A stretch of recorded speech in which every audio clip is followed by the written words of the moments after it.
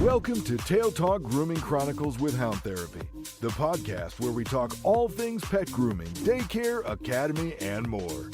Hosted by Shannon and Tanya of Hound Therapy, serving pet owners across North Texas. We're here to share expert tips, hilarious pet stories, and the inside scoop on keeping your furry friends happy and healthy. Our motto, humanity over vanity. And don't worry, we don't bite. Let's get started. Who let the dogs out? Who let the dogs out? Understanding canine body language is key to preventing conflicts before they start. Today, we're unpacking the signs that show when a dog is relaxed versus when they might be gearing up for aggression. Welcome back, everyone. I'm Sophia Yvette, co-host and producer, back in the studio with Shannon and Tanya, professional groomers at Hound Therapy. Shannon and Tanya, how's it going? It's good, Sophia. Good. Awesome. Now, this is such an important topic. Body language is everything when it comes to keeping our furry friends safe. So, please give us some insight into preventing dog brawls 101. Knowing your dog's body language when they're happy versus going to attack. 100%. Yeah. We have a new concept in, the US now that I think Europe has had for a long time, which is, we have dog friendly restaurants. We have more and more dog parks. We're taking our dogs, everywhere into the Walmart stores. In fact, I saw a dog in Kroger the other day, and I'm the same. My dog goes pretty much everywhere I go. Unfortunately, those are what we call situations that are unpredictable. So when you're at your house, you have a predictable situation. When you're out, you have an unpredictable situation. So you can't just assume that every dog is going to be friendly and nice. And just because they're wagging their tail or they look like they're excited, it could be that they're excited to attack or to bite, or if somebody reaches out or there's a loud noise. Or the owner's like, oh, they're friendly. They might be friendly most of the time. It could just be that one instance of that dog's having a bad day. I mean, it's just like us. Like, I'm liable to snap at you sometimes too. And getting to know your dog, it's a veterinarian term, and it's called not acting right, NAF, and it's written in a lot of files. And so if your dog is not acting right for whatever reason, it's a stormy day, it could have some signs of, allergies, or it's got a bad hip or a foot, or it stepped on something. I mean, we all have bad days, and dogs aren't any different. So that said, being able to recognize that in advance, knowing your dog's temperament is going to help. There's several signs that can be pretty obviously noted, right? If a dog is growling or snarling or showing teeth, well, I think that's pretty telltale sign of safe to say. They're not happy. Yeah, that's hello, Captain Obvious, right? That this dog's probably not thrilled. I call it brush coat. If you look at a dog and they may have a low growl or no growl that you can hear at all, and the back of their hair, it will stand up. And it looks like you've literally taken a brush and brushed the coat backwards. So if you've got a shorter haired dog, you can look at them, and if their hair is standing straight up and you can see it, you know that, hey, my dog's got to go someplace else. My dog needs a break. So that's another easy visual way to see that you need to get away. A misconceiving is a tail wag. Yep. I mean, they can tail wag when they're happy. I mean, it's, wiggle butts. Their tail will also wag when they are nervous or becoming aggressive or anything of that nature. It's a different type of wag. It's more stiff. It's not going to wag side to side as easily. It's going to be more of a stiff tail. And it could be either low or medium height. It's not going to be a high. The happy waggy. So pay attention to your dog when you know they're happy with a treat, and see how that tail wag looks normally for them. And then if they're wagging and it looks slightly different than what it may have looked like before, you may want to be like, okay, look, let's slowly investigate this. Don't just off leash your dog. Ears forward, ears back. It's easier to tell with dogs, obviously, that have shorter ears. But if you've got a long haired dog, and most people these days have, those little short, round puppy dog teddy bear heads, but you can tell. Like if their ears are pinned back all the way to like their neck, pretty much, that's usually they're not happy. Yeah. Yeah. Calming or submissive signals when they start to crouch. We have a lot of people that say, my dog pees when she's nervous. Well, that is a very, that's a nervous reaction for a lot of dogs. And they can be nervous for a lot of things. They can be nervous going to the dog groomer. Yep. They can be nervous when new people come over, or they could be excited when new people come over. If they're not sure how to react, some dogs have a hard time controlling their bladder during that effect because they're just either overly stimulated, whether it be excitement or fear or submission. Here's what I can tell you. If you have a submissive dog, this has actually happened in our shop before. Where I have a dog that comes all of the time, and she's very, very submissive. And I think I talked about this in another episode, and another dog went up to her and wagged his tail and then took a big old chunk out of her neck. Luckily, we had a bottle of water here and we know how to handle that. But screaming and yelling at this dog that was the attacker made him want to lock down and fight more. That was exciting for him. So you can't scream, you can't yell. There are some things that you can do: loud noise, foghorn. Water is always your best option. We do not want an owner to get bit. Do not ever stick your hand in the middle of a dog fight for any reason. If you feel the need, and most people do, when you see that, the first thing you want to do is to reach in. Don't do it.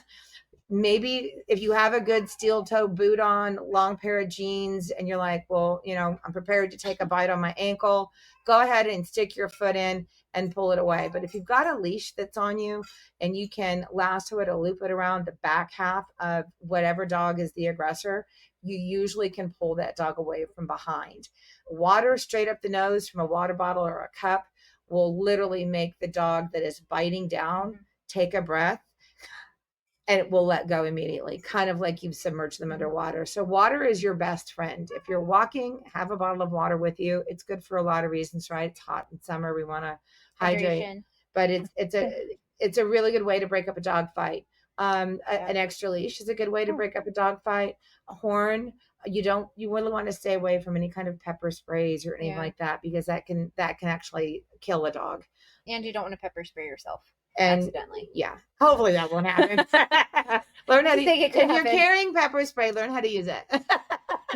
Aim it away. I think the main thing is to break their focus. So that, like the aggressor dog, you just have to, break that initial, like, I want to bite, I want to. And you'll need to really stop and calm yourself, because your anxiety is going to travel to the dog's anxiety. And if your dog is afraid and you're afraid, your dog's going to be more afraid.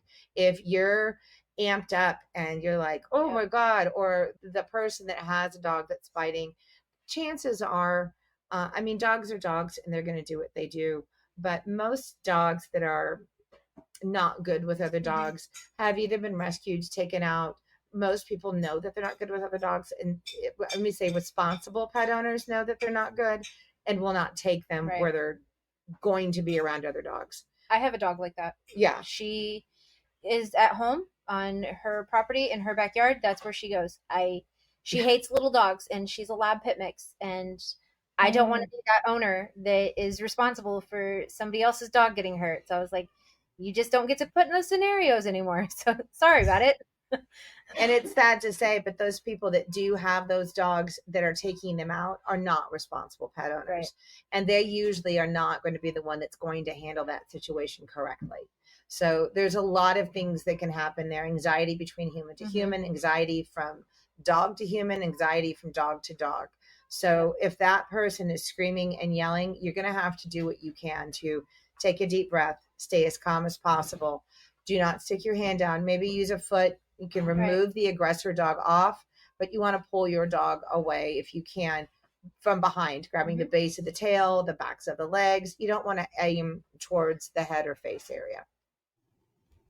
Now, can proper grooming help prevent behavioral issues? No, grooming doesn't matter, but it can help to teach a dog to go into a place and ignore other dogs. I would say we have 4 aggressive dogs in here today that people have mentioned specifically. Please don't put my dog with other dogs. I had a guy that came in, and we have a cat, a shop cat that was running around, and he's like, oh my God, my dog hates cats. Well, he completely ignored him. The cat walked right by him.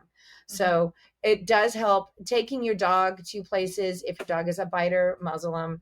But if you're going places and taking out where you need to go, then it helps your dog to be less, it desensitizes them, if that makes sense.